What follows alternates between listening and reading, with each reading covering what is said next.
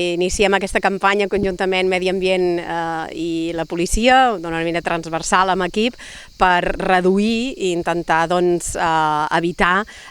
l'incivisme que hi ha a l'entorn dels residus, tant amb bosses a l'entorn dels contenidors, com mobles, runa, brancada, a l'entorn o dins dels contenidors, i per això estem fent aquesta campanya de vigilància activa que comportarà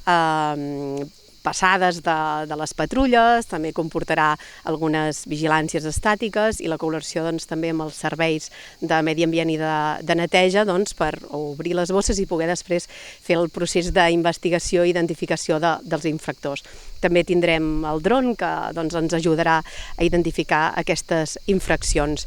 Aprofitem també per fer una crida als veïns i veïnes de Palamós i Sant Joan a utilitzar els serveis que tenen a disposició, tant els de concertació de trastos com de restes vegetals, com anar a la deixalleria, que des de fa un temps també obre el dissabte a la tarda i alguns dies en franja de tarda entre setmana, i per tant que intentem posar el més accessible possible perquè tots puguem llançar els nostres residus en el lloc que toca, de la manera que toca, i tinguem la via pública el més neta i endreçada possible com volem totes i tots.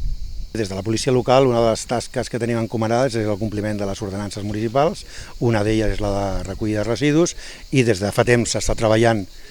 d'aquesta manera, però s'ha obert una campanya per dedicar esforços per tal d'intentar millorar la recollida de residus. Des d'aquí tenim eines que són la policia de proximitat, que faran estàtiques, vigilàncies de diferents llocs problemàtics a la ciutat on la gent que no es comporta llença les coses de manera incorrecta, i després també tenim